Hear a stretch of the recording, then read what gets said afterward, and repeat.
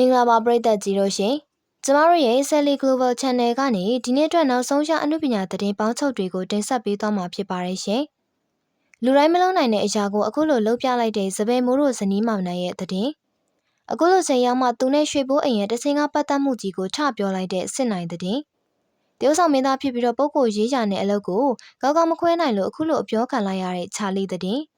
ကဘာကျော်လက်ကအိတ်ဆိုပြီးမြန်မာနိုင်ငံကလူတွေကိုဂျင်းကျဲရောင်းပေမဲ့ရောင်းမထွက်နိုင်ဖြစ်နေတဲ့ခါဦးရဲ့သတင်းဒီဇိုင်နာကောင်းမှုနဲ့စတော်ဘယ်ရီဘသူလဲဆိုတဲ့တရုတ်မှန်ကြီးအခုလိုအတီးကျထွက်ပေါ်လာတဲ့သတင်းအော်စဘူကိုစုကြပေမဲ့စိုးမြတ်သူစားလောက်မျက်နှာမရပဲပြန်သွားရရှာတဲ့ဖတ်တီးမရဲ့သတင်းလိုပဲဖြစ်ပါတယ်ရှင်လူတိုင်းမလုံးနိုင်တဲ့အရာကိုအခုလိုလှုပ်ပြလိုက်တဲ့စပယ်မိုးတို့ဇနီးမောင်နှံမင်္ဂလာပါပရိသတ်များရှင်စပယ်မိုးတို့ဇနီးမောင်နှံကဟိုအရင်ကတည်းကကျွဲဝချမ်းသာခဲ့ကြတာဖြစ်တဲ့အပြင်နှစ်ယောက်စလုံးကလည်းပဲဗုဒ္ဓဘာသာကိုရိုသေကိုင်းဆိုင်သူတွေပြီးအလှူဒန်းတွေကိုလည်းပဲရရက်ရောမကြာခဏဆိုသလိုလုပ်လေရှိပါတယ်။ဒါပေမဲ့ဒီတစ်ခါသူတို့လုပ်တဲ့အလှူဒန်းက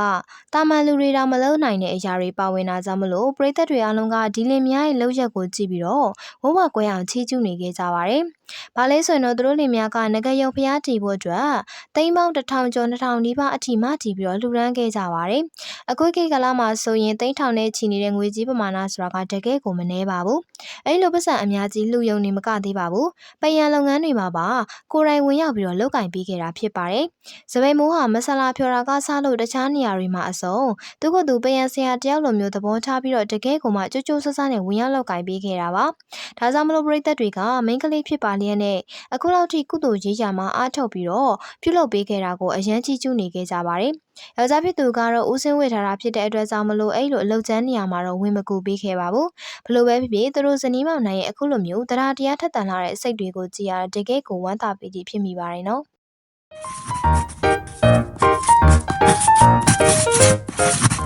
အခုလိုချိန်ရောက်မှသူနဲ့ရွှေဘိုးအိမ်ရဲ့တခြင်းကပတ်သက်မှုကြီးကိုထပြောလိုက်တဲ့စစ်နိုင်မင်္ဂလာပါပရိသတ်များရှင်တချိန်လုံးကစစ်နိုင်တဲ့ရွှေဘိုးအိမ်ကိုအရန်လိုက်ဖတ်လုံးဆိုပြီးမရမကလိုက်ရှစ်ခဲ့ကြတဲ့ပရိသတ်တွေအတွက်တော့ဒီဗီဒီယိုမှာသတင်းတူတစ်ခုကိုပြပြပေးသွားမှာဖြစ်ပါတယ်။အခုလက်ရှိမှာတော့သူတို့နှစ်ဦးကအဆက်အသွယ်လုံးဝမရှိကြတော့ဘဲနဲ့စစ်နိုင်ကလည်းမြန်မာနိုင်ငံမှာတကိုယ်ရဲအေးအေးဆေးဆေးနေသလိုရွှေဘိုးအိမ်ကလည်းပဲနိုင်ငံသားမှသူ့ရဲ့တွန်ပွိုင်းချစ်သူလေးနဲ့ဘဝကိုပျော်ရွှင်ရွှင်ဖြတ်သန်းနေတာပါ။တချိန်လုံးကတော့သူတို့နှစ်ဦးကဇလန်းတွဲတွေအတူတူရိုက်ကြော်ညာတွေလည်းအတူတူရိုက်ပြီး24နာရီလုံးတွဲဖက်မြင်နေရတာကြောင့်မလို့ပရိသတ်တွေကတငယ်ချင်းအစင်ရဟုတ်ရဲ့လားချစ်သူတွေများဖြစ်နေကြပြီလားတော်တော်လေးတော့ရင်းနှီးမှာပဲနော်စသဖြင့်အဲ့လိုမျိုးတွေထင်ကြေးပေးခဲ့ကြတာပါတကယ်တမ်းကျတော့အဲ့ဟာတွေကတခုမှကိုမဟုတ်ခဲ့ပါဘူးတဲ့စစ်နိုင်ရဲ့ပြောကြားချက်အရသူတို့နှစ်ဦးကအလုပ်ချိန်တွင်းမှာသာအတူတူဆုံတွေ့တာဖြစ်ပြီးတော့အလုပ်ချိန်ပြပဆိုရင်လူချင်းတွေ့ဖို့ပြောလေးနဲ့ဖုန်းလေးတကောတောင်မခေါ်ခဲ့ကြတာပါဒါအပြင်ရွှေဘိုးကအစကတည်းကစစ်နိုင်ကိုလုံးဝစိတ်မဝင်စားပဲနဲ့သူတို့နှစ်ဦးကို live ship တာကိုလည်းပဲလုံးဝမကြိုက်တာကြောင့်မလို့တရုတ်ဆောင်ချိန်အလုပ်လုပ်ချိန်ကလွယ်ပြီးကျန်တဲ့အချိန်တွေမှာတီတီတတတ်မဲ့နေခဲ့တာကြောင့်မလို့သူတို့နှစ်ဦးရဲ့ဆက်ဆံရေးဆိုတာကလည်းချစ်သူအဖြစ်ပို့ဖို့မပြောနဲ့ရင်းနှီးတဲ့တငယ်ချင်းလိုမျိုးတောင်ဖြစ်ခဲ့ကြပါဘူးကဲအရင်ကြီးဆုံးတငယ်ချင်းတွေတောင်မဖြစ်ခဲ့ကြဘူးဆိုတော့စစ်နိုင်တို့ကို ship ခဲ့ကြတဲ့ပရိသတ်တွေအတွက်ကတော့တကယ်ကိုမျက်ရည်နှစက်ပါပဲနော်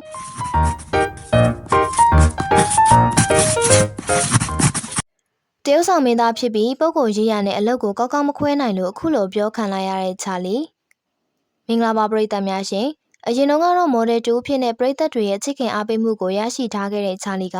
အခုတော့တရုတ်ဆောင်လောကတွေကိုတဖြည်းဖြည်းတိုးဝင်ရင်းနဲ့နေရာလေးတစ်ခုကိုလည်းရရှိနေပါပြီ။ချာလီရဲ့တရုတ်ဆောင်ချက်တွေကတဘာဝဆန်လွန်းတဲ့အပြင်သူ့ရဲ့ရုပ်ရည်နဲ့ body ပိုင်းဆိုင်ရာဟာဆိုရင်လည်းမင်းသားတယောက်ဖြစ်ဖို့အတွက်အားလုံးတော်ဝင်တန်းဝင်ပြည့်မီတာကြောင့်မလို့ဒီနောက်ပိုင်းမှာဒါရိုက်တာတွေက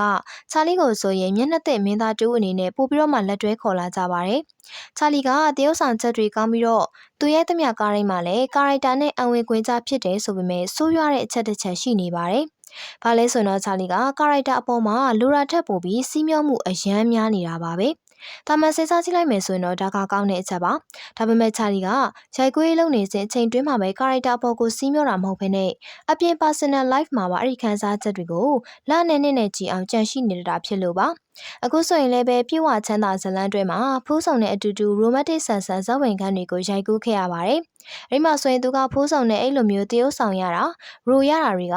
သူ့ရင်ထဲမှာအတော်လေးကိုကလိဖြစ်စေပါတယ်ဆိုပြီးပရိသတ်တွေကိုပြောပြလာပါတယ်။သူကဇဝင်ခန်းကိုရင်မကဘဲနဲ့အပြင်လောကမှာပါအဲ့အရာတွေကိုကြံရှိခံစားနေတတ်တာဖြစ်လို့ပါ။ ဒါကြောင့်မလို့လေဝင်းရမုံနိုင်တဲ့တုန်းကချာလီဟာဒီနဲ့ကွဲပြီးတော့ဝင်းရမုံနိုင်နဲ့တွဲနေပါပြီလို့တော့သတင်းတွေအတော်ထွက်ခဲ့တဲ့အထိဖြစ်ခဲ့တာပါချာလီကစကားတကားဆက်ရပြီးဆိုတာနဲ့အဲ့ဒီမင်းသမီးတယောက်စီကိုသူ့ရဲ့ခန်းစားချက်တွေအကုန်လုံးပုံပြီးတော့ပေးပစ်လိုက်တာဖြစ်ပါတယ်အဲ့ဒါကကောင်းတဲ့အချက်ပါဒါပေမဲ့ဇလန်ပြီးဆုံးသွားရင်တော့ဖြင့်ဘာခန်းစားချက်မှမရှိတော့တဲ့အမှုပညာမောင်နှမတွေလိုပဲဖြူစင်စွာနေတင်ပါတယ်ဒါပေမဲ့သူကဖန်ဆားပဲပေးတာကိုအကြောင်းပြပြီးတပူပူတွဲတွဲတွေဖြစ်ခန်းစားချက်တွေကိုမဖယ်ရှားနိုင်ဖြစ်နေတတ်ပါတယ်သူကလူလူစင်ငယ်တယောက်ဆိုတော့ဒါအရန်ကြီးကိစ္စမရှိပါဘူး။ဒါပေမဲ့လည်းပရိသတ်တို့သိတဲ့အတိုင်းပဲနှစ်တွေအကြာကြီးတွဲလာခဲ့တဲ့ဒီလဲရှိတာကိုအခုလိုမျိုးတွေအလုံးနဲ့လက်တွေ့ဘွားကိုမခွဲနိုင်ဖြစ်နေတာကတော့ဘလို့မှအဆင်မပြေတာကြောင့်မလို့သူ့ရဲ့စိတ်ကိုသူထိမ့်ဖို့လိုနေပါပြီနော်။ကဲပရိသတ်ကြီးတို့ကရောအဲ့လိုမျိုးထင်မြင်မိကြပါသလား။ကွန်မန့်မှာပြောပြခဲ့ကြအောင်နော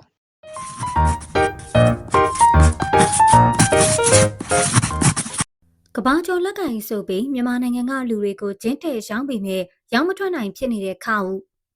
ကိုထွန်းခင်တဲ့ခါဦးဟာချစ်စရာကောင်းနေဆိုပြီးနာမည်ကြီးခဲ့တယ်လို့တထောင်နဲ့ထမင်းဆိုင်လေးဖွင့်ပေးပြီးအလူတန်းနေရရညွညွလှုပ်ပြခဲ့လို့လူချစ်လူခင်ပုံများခဲ့တဲ့အမေရိကန်ရောက်စင်လီခါဦးကိုအားလုံးပဲမှတ်မိကြအောင်ပဲထင်ပါတယ်။ဒါပေမဲ့အခုလက်တလုံးမှာတော့သူမရဲ့လုပ်ရတချို့ကြောင့်အရင်လိုချီးကျူးခံရခြင်းမရှိတော့ပဲပြင်းထန်တဲ့ဝေဖန်မှုတွေနဲ့ရှင်ဆိုင်နေရပါတယ်။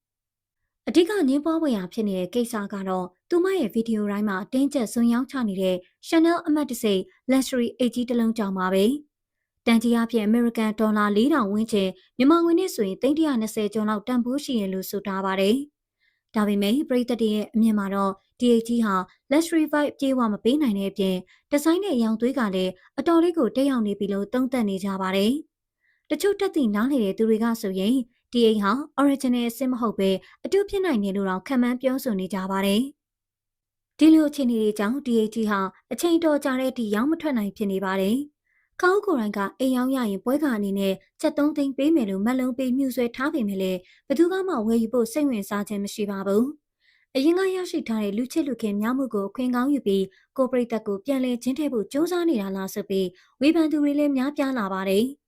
အခုခေတ်မှာမြန်မာနိုင်ငံကပြည်သူတွေဟာမျက်စိပွင့်နားပွင့်ရှိနေကြပြီဖြစ်လို့အလွယ်တကူလဲစားလို့မရတော့ဘူးဆိုတာကိုဒီဖြစ်ရပ်ကသက်သေပြနေပါတယ်။ကဲကြည့်ရှုနေကြတဲ့ပရိသတ်ကြီးတို့ရောခေါင်းရဲ့ဒီလူရဲ့ပုံဘလို့ထင်မြင်ယူဆကြလဲရှင်။တကယ်ပဲပရိသတ်ကိုကျင်းထည့်နေတာလားဆိုတာပြောတော့ကြပါအောင်ရှင်။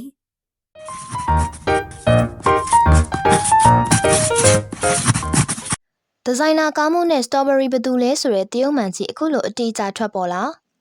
မင်္ဂလာပါပရိသတ်များရှင်ဓမ္မစင်က season 3ကတော့1နဲ့2တုန်းကလိုမျိုးတိုးတိုးတိတ်တိတ်စီးမရှိပဲနဲ့ဟိုကလှုပ်လို့ပေါက်ကြားဒီကလှုပ်လို့ပေါက်ကြားနဲ့တော်တော်လေးကိုကြရက်ထနေပါပြီအားပေးတဲ့ပရိသတ်တွေပို့ပြီးတော့များလာလေးလေး attention လိုချင်သူတွေလည်းပိုများလာလေးလေးဖြစ်ပါတယ်အမှန်တိုင်းပြောရမယ်ဆိုရင်အဲဒီဝတ်စုံတွေကိုချုပ်လုပ်ပေးရတဲ့ဒီဇိုင်နာတွေဆိုတာကတကယ်ကိုအခရာကျပါတယ်သူတို့ကနှုတ်လုံမှုအတွက်တော်တော်လေးကိုလိုအပ်တာပါ1နဲ့2တုန်းကဒီဇိုင်နာတွေကတော့တကယ်ကိုနှုတ်လုံပြီးတော့အစည်းဆောင်ကြတာမလို့ဘာပြဿနာမှမဖြစ်ခဲ့ပေမဲ့အခုဒီ season 3မှာကတော့ဒီဇိုင်နာတွေရဲ့ကြရက်ကလည်းမသေးလာပါဘူးပရိသတ်တို့အလုံးသိချင်နေကြတဲ့ strawberry ဝတ်စုံတွေကလူဘသူလဲဆိုတာချုပ်ပေးထားတဲ့ဒီဇိုင်နာကိုယ်တိုင်ရဲ့ဖော်ပြမှုကြောင့်မလို့အခုဆိုရင်နာမည်တွေမကဘူးလူမျက်နှာကြီးပါတဲ့တို့ထွက်လာပါပြီပရိသတ်တို့အခုဒီမှာမြင်နေရတယ်လို့ပါပဲနော်အရှိကနေဖုံးလေးကွယ်ထားလို့သာတော်ကကြမယ်လို့ပြောရမှာပါဘေးတစောင်းမြင်လိုက်ရတဲ့မျက်နှာလေးကိုကြည့်ပြီးလူတွေအားလုံးကတော့မိဆန်ဒီလားနေဝင်းမိမအိတ်ချစ်ချောလားဆိုပြီးမှတ်ချက်တွေပြီးကုန်ပါပြီပထမထင်နေကြတဲ့မီလာတန်စင်တော့လုံးဝမဟုတ်တော့ပါဘူးအမှန်တိုင်းပြောရရင် strawberry ကကြံတဲ့သူတွေထပ်ပို့ပြီးတော့မှပရိသတ်တွေရဲ့စိတ်ဝင်စားမှုကိုခံနေရသူဖြစ်ပါတယ်အဆိုကလည်းအရန်ကောင်းပြီးတော့အမူအရာတွေကလည်းပဲထူးခြားနေတာကြောင့်မလို့ strawberry ဘသူလဲဆိုတာကိုဒိုင်းတွေကအသေးချာခံမှန်းနိုင်ခြင်းမရှိသေးတာပါအဲ့လိုမျိုးအရန် hot နေတဲ့သူကမှအခုလိုမျိုးကြီးထုတ်ပြလိုက်တာဟာဆိုရင်အစီအစဉ်ကိုလူစိတ်ဝင်စားမှုနှိမ့်ကျသွားစေတာလည်းအမှန်ပါပဲဒါပေမဲ့လည်းလူတချို့ကတော့ဒါဟာသူတို့ရဲ့လှုပ်ဆက်ကြီးလို့တောင်ပြောကြပါသေးတယ်ဘာကြောင့်လဲဆိုတော့အခုလိုမျိုးလူမျက်နှာကိုမပိမပြင်းပြလိုက်တဲ့အတွက်စိတ်ဝင်စားမှုကရော့မသွားပဲပုံမို့ပြီးတော့မြင့်တက်လာကဘယ်သူလဲဘယ်ဝါလဲစသဖြင့်ညှိခုံမှုတွေရဲ့အောက်မှာလူတွေရဲ့သိကျင်စိတ်ကပိုများလာပြီးတော့ခံမှန်းနေကြတာလည်းဖြစ်ပါတယ်။ဒီကုတ်ချုပ်ပြောရမယ်ဆိုရင်အခုဖော်ပြခံလိုက်ရတဲ့သူကတကယ်ပဲပြိုင်ပွဲဝင်ရဟုတ်ရဲ့လား။ဒါမှမဟုတ် attention ရခြင်းသက်သက်နဲ့တခြားလူကိုအစားဝင်ခိုင်းပြီးတော့မပိမပြင်းရိုက်ထားတဲ့ဗီဒီယိုကြီးလားဆိုတာအတော်လေးစဉ်းစားရခက်နေပါပြီ။ရုပ်ကလည်းဟိုတယောက်နဲ့တူတယ်လို့ဒီတယောက်နဲ့တူတယ်လို့ဖြစ်နေတာကြောင့်မလို့ပရိသတ်ကြီးတို့အနေနဲ့ရော strawberry ကဘယ်သူလဲဆိုတာကိုဒီပုံလေးကြည့်ပြီးတော့ခံမှန်းမိတယ်ဆိုရင် comment မှာအားလုံးသိအောင်မျှဝေပေးခဲ့ကြပါအောင်နော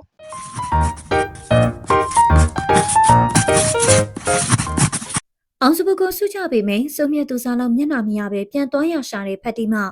အောင်စပူကိုဆုချစဉ်မင်းသမီးစိုးမြတ်သူစားလောက်အရေးပေးမခံရတာကအချင်းပေါင်းတဲ့ဖတ်တီမာပါလက်တလုံးမှာစီကားဆုံးဖြစ်နေတဲ့ပဲခူးရွှေမော်တော်ဖျားပွဲတော်ကြီးမှာစမင်းသားအောင်စပူဟာစင်ညာတိုင်တိုင်ကပြဖျော်ဖြေခွင့်ရရှိခဲ့တာအလုံးသိပဲဖြစ်ပါတယ်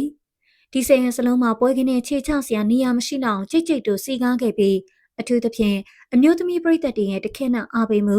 ရွှေရင်ငွေတွေပုံော်ပြီးစုချီးမြှင့်မှုတွေကိုအောင်စပူတယောက်ပြေးဝရရှိခဲ့ပါတယ်။ဒါအောင်စပူရဲ့နုပညာရေးသွင်းတဲ့ဆွဲဆောင်မှုကြောင့်ဆိုတာညင်းစရာမရှိပါဘူး။ဒါပေမဲ့ဒီလိုအောင်မြင်မှုတွေပရိသတ်တွေရဲ့မြစ်တာတွေကြားထဲမှာအမြင်မတော်စရာကိစ္စတစ်ခုကပရိသတ်တွေရဲ့မျက်စိရှိမှထင်ထင်ရှားရှားပြတ်ပေါ်ခဲ့ပါတယ်။အဲ့ဒါကတော့နိုင်ငံကျော်ချင်းပေါင်းတဲ့ဖက်တီမာလာရောက်အားပေးခဲ့တဲ့ညမှာပါ။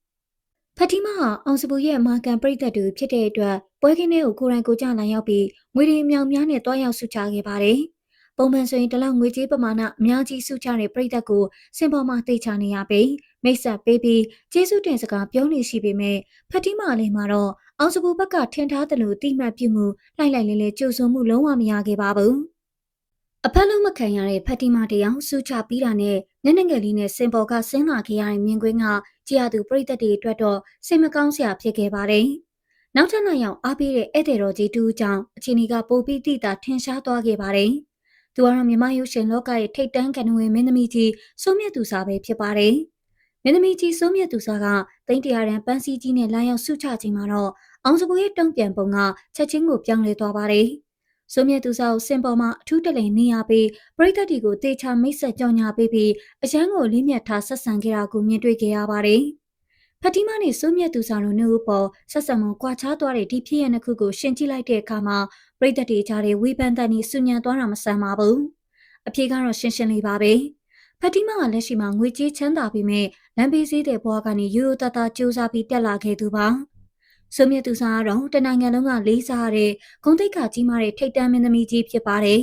။ဒီနေရာမှာအောင်စပူအနေနဲ့ငွေကြေးပမာဏထံလူတစ်ယောက်ရဲ့ဂုဏ်ဒရက်အမည်နာမနဲ့စင်တန်းကိုပို့ပြီးနေရာပေးသွားတယ်လို့သုံးသပ်လို့ရပါတယ်